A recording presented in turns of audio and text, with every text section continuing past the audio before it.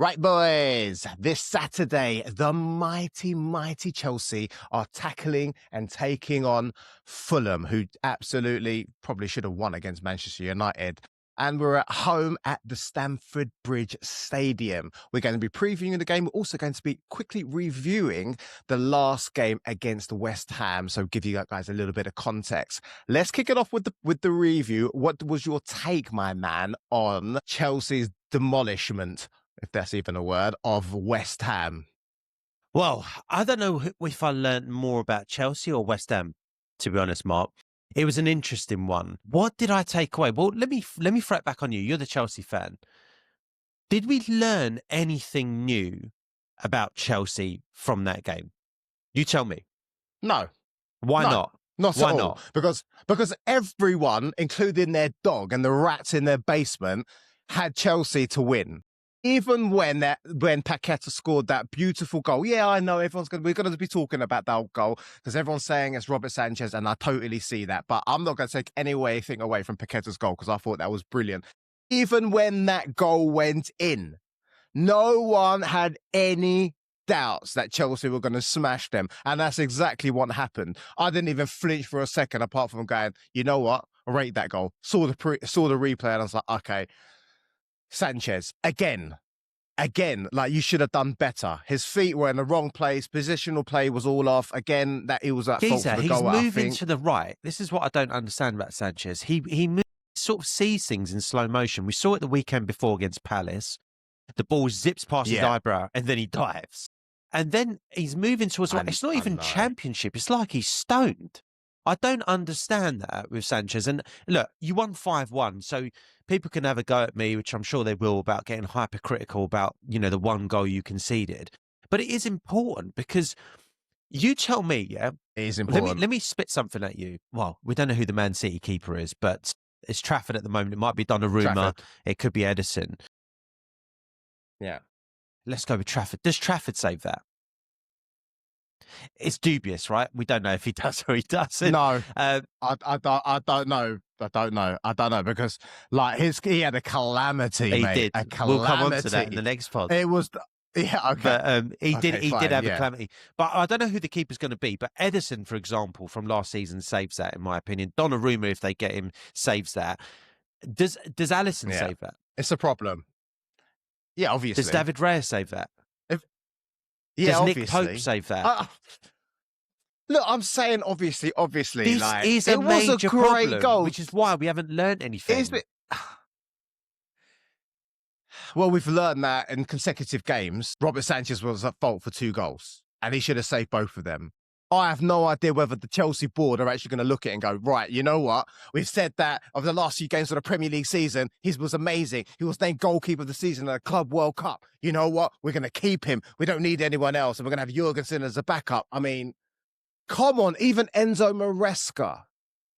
You must be looking at that and going to the board because they've given him options about asking him what sort of players that you want. He's now not just a coach. He's becoming a manager. Now, as a manager of a top 4 team, which 100% Chelsea are, right? You should be going to the board and saying to them, right, look, the same problems are still there with the keeper. Just because he had a nice little purple patch of form, right? Now we're going to keep him. No, don't do that.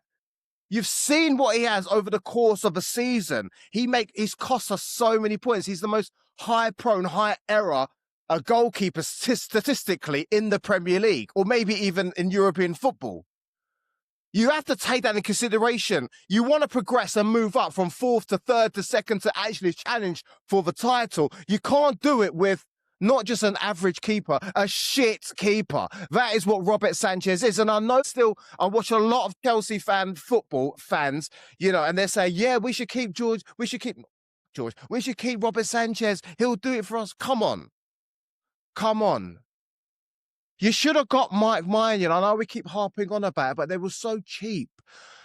just cough up like a 2-3 more million, and you would have got a 29-year-old, probably a 30-year-old, world-class France international keeper who wanted to come to Chelsea, but you wanted to be cheap on it. But then that's what I keep saying. But then you're so free spending on like a bunch of young kids that no one's ever heard of, and you're spending 60, 70, 80 million on them. It's ridiculous. I don't see it.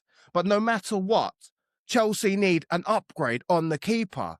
Facts. What's your thoughts about what I just said? Absolute facts. Yeah, you need an upgrade in the keeper. Otherwise, you ain't going to go from 4th to 3rd to 2nd to 1st. This is why I keep saying Chelsea fans and any Chelsea fans that are getting excited and predicting that Chelsea can finish top 2 this season. I just don't think you can without another keeper. Like, listen, let me know once you buy another keeper. Otherwise, I can't take you seriously for a title challenge. And that's not me sticking the boot in. Chelsea fans, let me know if you want to give me some stick on that comment. I know some of you have already, claiming Sanchez is a quality keeper. I dig my heels in, and Mark's with me on this one. I think that you can't challenge if you keep Sanchez. Time will tell. Talking about the good stuff, though, Mark, I know we're going to go on to the fact that this is, Chelsea versus Fulham and what you're going to bring against them. Well, you got back on level terms super quick. Corner comes in. Yeah. Cucurella flicks it on. Cucurella flicks it on and Pedro wins a second header, right? I mean, I want to say well-worked goal, but as Merson said, if you're on that front stick and you let Cucurella do that to you, you're getting hooked off at half-time. There is such bad defending. I mean, West Ham looked like a pub team for the whole team, but that's not to take away for the fact that Pedro got his goal. He's carrying on his scoring spree from pre-season, if you like, and he's there. It's a well-worked goal, right? Cucurella flicks it up. It is Cucurella, right? That flicks it up. I'm pretty sure it is at the near post. Yeah. Pedro knocks it in. Pub team or not, it doesn't matter. You've still got to score those goals, right? Very well worked by Chelsea. Yeah. Chelsea get level, and then West Ham score from an offside position. The goal doesn't count, and then it's just... They celebrate, bro. They celebrated so hard, though, bro. They proper celebrated. Yeah, they went big, and honestly, this is why I say I don't think we learned anything from Chelsea. Okay, Estavalle, fantastic, electric, sets up Enzo, right, for the third. Brilliant. Who scored your second? I can't remember. I've forgotten. You scored so many goals. Yeah, it was Neto that scored the second. Neto. Enzo tapping in but that was all Estavalle. That was all Estavalle for that third goal. This is why I say I don't think we learned anything, because we know that these players are good. Cole Palmer notwithstanding, obviously, I don't know if he's going to be out for Fulham or not. He felt his groin in the warm-up, didn't he? So he just came off as a caution. Yeah. I think he should be okay. Yeah. But I do think we didn't really learn anything, because West Ham are such a pub team. I don't want to spend this podcast talking about West Ham, but I do want to highlight West Ham. If you're listening, Sullivan, if you're listening, stop chilling up there with your desperate housewife or whoever she is, housewives from New Jersey or wherever the hell she's from, and wake up and smell the coffee, son. You need to get rid of Graham Potter. Otherwise, you are getting relegated. And I don't want to see West Ham getting relegated, because there's other teams I want to see relegated ahead of West Ham. West Ham are a Premier League team. And if you carry on like this, you're going down, because you looked like a pub team that had sunk 8 points. And that's not taking anything away from Chelsea. Chelsea were professional. They put you to the sword because you deserved it. But wake the F up and get rid of Graham Potter, because you have got, if we're talking about Sanchez as a championship keeper, you've got a championship manager, West Ham, at best. At best. Get rid. Firstly, let me talk to you, yeah. I did see that at the Sullivan, and then they had the little shot of him and his missus, and I was like, no way, is that Sullivan's missus? And that's when you go to that. Yeah, that's it. I was thinking, Andrew Tate, yeah, a high-value man can get whatever he wants, because you know what? He looked old. And I looked at his missus and I was like, bro, well done. But I was like, yeah, money talks, isn't it? But money talks. He's 75 and he's picked up a 42-year-old. I'll tell you what, I've seen Bernie Eccleston, who's in his 80s, pick up like 29, 30-year-olds. So it's all in context, isn't it? But he definitely, I'm not saying he needs to upgrade his missus. He definitely needs to upgrade his manager, though. That's a fact. That's a fact. Well, the thing is, like with Chelsea, they usually struggle against West Ham, especially at West Ham's ground. But it wasn't even about that on this game. It's just because Graham Potter is just such a terrible manager. Chelsea struggle against West Ham, but we never struggle against Graham Potter. This is what it is. It was the worst performance I've seen in such a long time. The defending was so bad from West Ham. Chelsea were only going to come away with a massive win, and that's exactly what happened. It's a shame Cole Palmer got injured, but I don't want any injuries to our star players. But it was a good blessing in disguise in the sense that it gave the chance for Estavalle William to actually start. And I was watching him, and I was like, we have something special that the Premier League are starting to realise an asset that Chelsea have, right? I don't think he's the fastest player that I've seen, but I think that his burst of pace is undeniable. That burst of pace to drive into the box, like we haven't seen that. We have Pedro Neto bursting in, but from different angles, but to go head on, straight in the middle of the pitch, towards the goal, is something that we haven't really seen in Chelsea colours. So I guess we could say that is something that we've learned from Chelsea. We have a new dynamic to Chelsea's attacking game, and that's in the form of Estavalle William. And you know what? You're going to have to consider promoting him to the first team as a first team starter and to build up more of a connection with Cole Palmer, because high IQ football players like Estavalle, like Pedro, like Cole Palmer, you need to give them minutes so that they can gel even more. But it seems like these players, even Estavalle, it seems like he's been playing at Chelsea for a couple of years. He plays with a smile. He works hard for the team. The one thing that I will say, he was at fault for the first goal when Paqueta scored. We have to touch upon that because I'm giving the guy praise, but there was a couple of times he's done these sort of skills and flicks on, and they haven't come out. And I think that the manager needs to tell him to stop messing around, right? Get a little bit more familiar with the team, get a little bit more familiar with the Premier League so that you know when you could and you can't, you can and you can't do those sort of trickery skills. Yeah, you don't want to be like Ronaldo when you first come into the Premier League and you're doing all these little crazy fast step overs. After a couple of years, you know that Alex Ferguson just said, stop doing that. And you didn't see that anymore. You just saw a hugely effective player in Ronaldo. And I think the same needs to apply to Estavalle. Yeah, that's fair. Let me just say one thing on that, because I reckon you said a few bits there, but the Estavalle bit, you're right, and he is at fault for the first goal.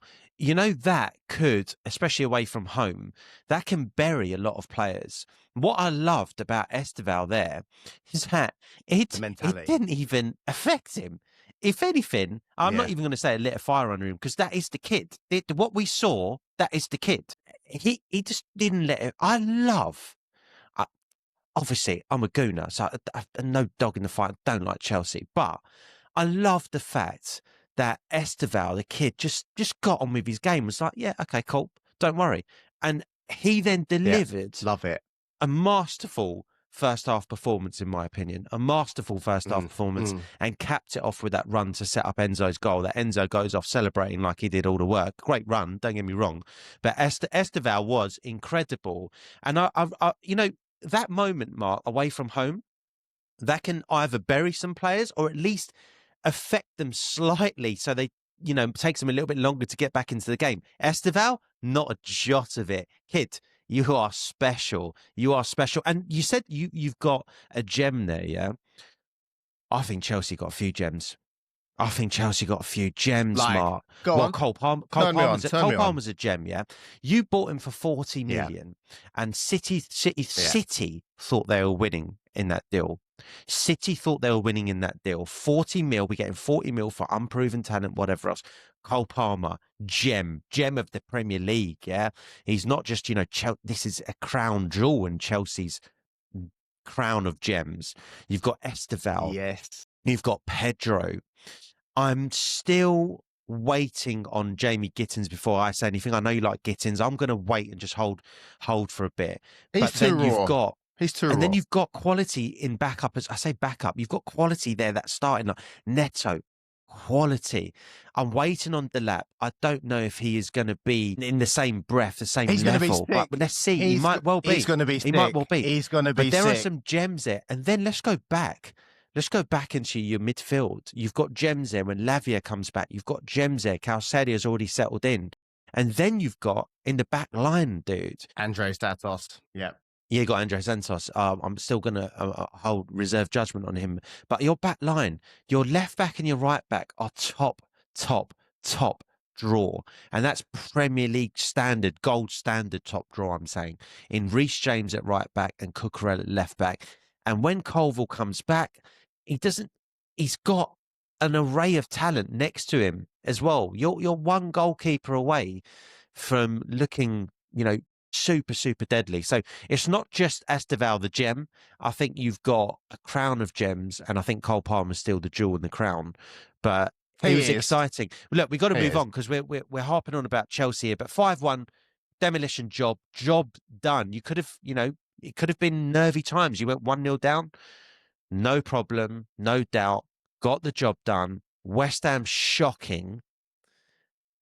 We've got to quickly talk about Fulham because they're your next opponents now. 5 goals in the game for Chelsea, flying high. Cole Palmer goes down, no problem. As you said, now it gives everyone else confidence to go into this Fulham a game on Saturday, which is a 12:30 kickoff. And West London derby, right?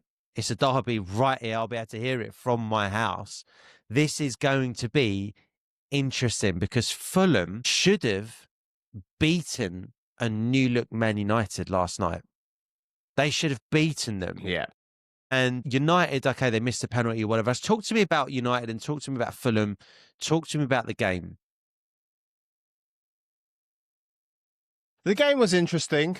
I think that regarding Manchester United, there's still a lot of work there.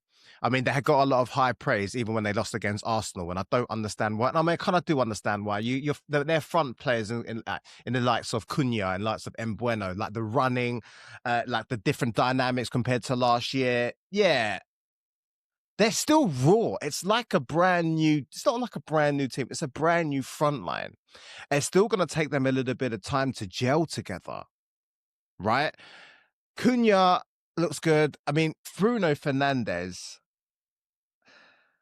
His stats are wicked, especially for last year. But sometimes, I know he gets a lot of hate, because he's a whingy little bitch. And I think that affects my opinion of him because his stats are great. I'm just not the biggest fan of Bruno Fernandes. He's quality. I think it's because he is quality. He is quality. I mean, his stats alone, that is the most creative player of the Premier League last season. But that miss was terrible. Sesko looks unfit for whatever reason. It's going to take a while for him to get together. They're still gelling together, exactly. Manchester United. I'm not expecting anything major from them. In fact, I'm still expecting the same old problems for them. Let's talk about Amorim. We're off pod, like you and I were talking about some of his stats, and they were terrible. You was asking me what did you ask me? You was asking me, guess how many wins that he's had in his Premier League tenure. Not tenure. Yeah. In his Premier League. Tell the people. I mean, 29 games I was he's managed. shocked. 29 games and he's won 4. And we're actually going to break this down in the next podcast we do. We're going to go into great detail on Amorim. But to win 4 games of your 29 is... well, it's sackable, isn't it? But it's pathetic. It's a win ratio of 14%, which is mad. But we'll definitely dice into United and the circus over there for sure. What do you think about Chelsea versus Fulham? Exactly. Let's talk about Fulham and how they performed. How do you think they performed against Man U? Okay, so I actually before the game kicked off, I fancied Fulham for the win. Actually, I thought they'd have enough because United, look, like you said, they're a team in transition. They're changes up front. They've got to travel down to London, and I know they've won a lot at Fulham, but I quite like Fulham. I think they're a decent little outfit, and I think for the first, like their manager, for the first hour and a bit, whatever, United with a better team. Fulham just didn't really get going. Yeah, Marco Silva's doing a good job over there. I expected a little bit more from Fulham, actually. I did expect a little bit more. And, if Bruno buries that penalty, Fulham are in deep trouble. Having said that, obviously, our old boy, Emil Smith-Rowe, comes on. He's been on the pitch for like 5 minutes and he's already scored. I'm so happy for him as well. I love Emil Smith-Rowe. And I hope that kickstarts his I like career him. and he goes on to do some big things at Fulham. He's a top player. They've got a good team. Look, they're compact, they're solid, they've got definite threats to hurt you. I think Fulham could have given a better account of themselves, but they should have also won the game by the end. United are out on their feet by the end. It feels like United were actually dead. At the end of the game, there was only one team that was winning it, and that was Fulham. They couldn't get the job done. And I think that will be a source of frustration for Silva, because by the end of the game, however you got there, I think United were there for the taking. I really, really do. And Fulham didn't take advantage.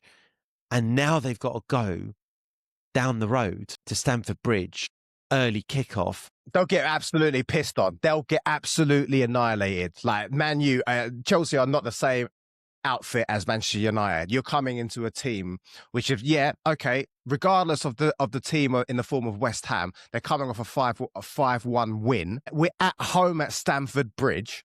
We're going to absolutely annihilate Fulham. Well, this is my point. Score prediction for that. Okay, hit me with your prediction and then I'll tell you what I was going to say.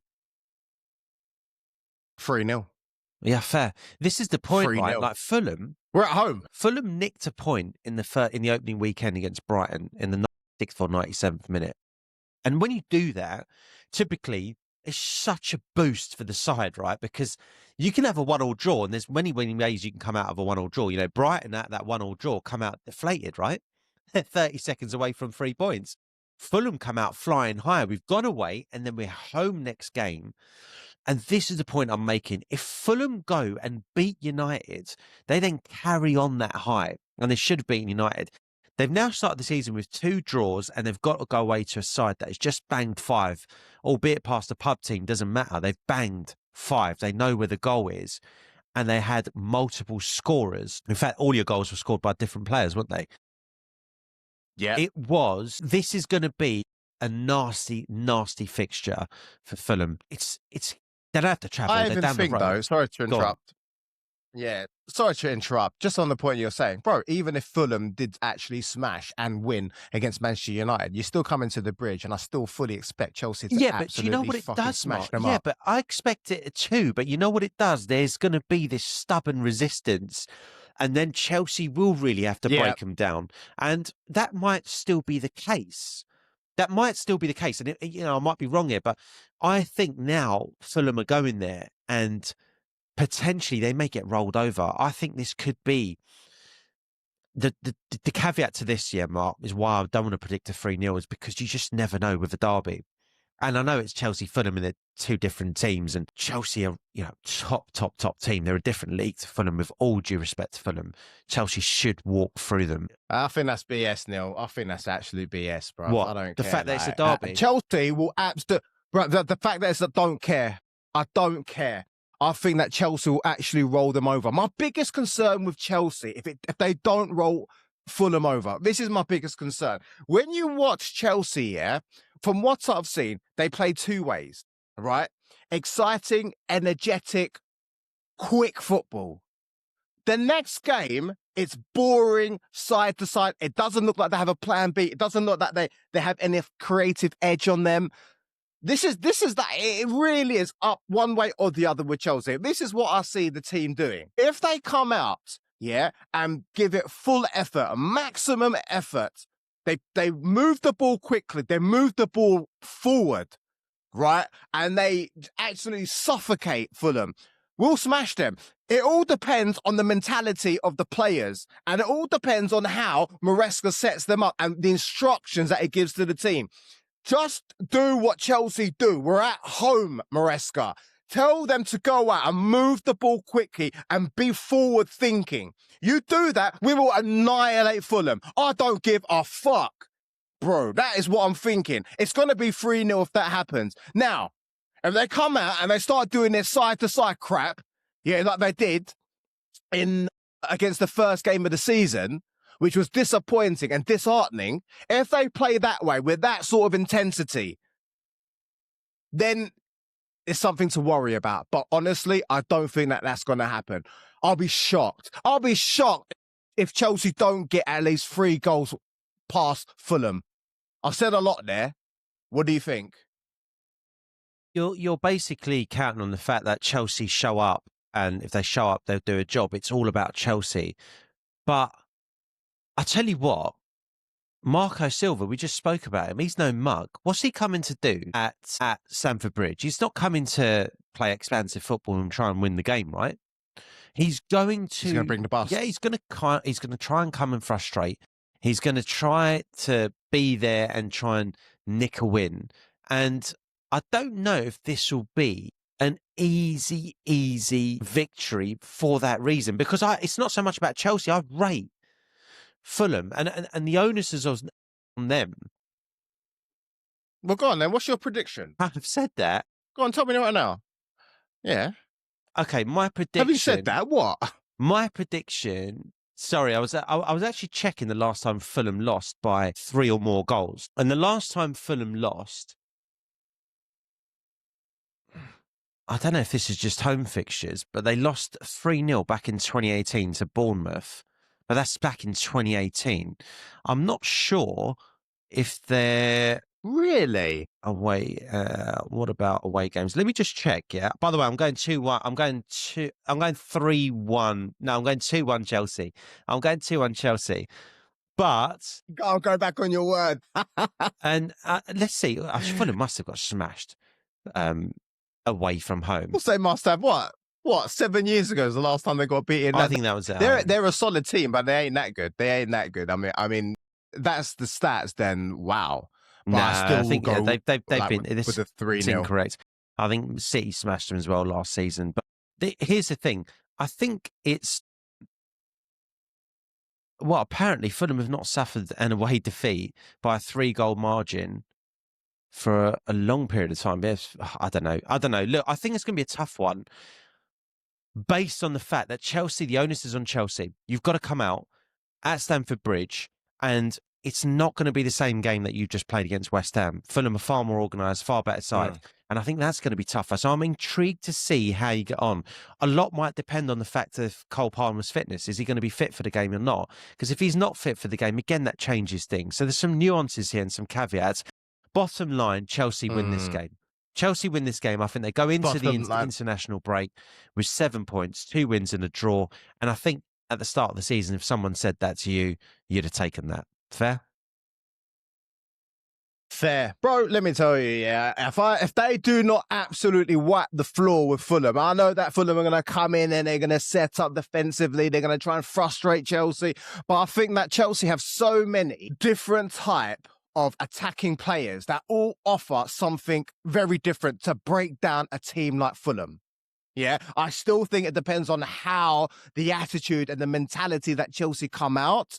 If they come out there full energetic, looking to actually smash the team, yes, we'll be frustrated, but I think that we'll find gaps within Fulham's play that we'll be able to expose, and we should smash them. 3-0 mark, 2-1 nearly. Let us know in the comments, guys, what you think the score prediction would be. And if you're Chelsea fans and you're predicting anything but a win, go and check yourself. And I would love to hear from you in the comments down below. And guys, you're here to the end. We appreciate you. If you can like the video, like us, it helps us reach more people. And if you want to see more of our content, click this video right here and we'll see you good luck in the next one. Thank you, guys.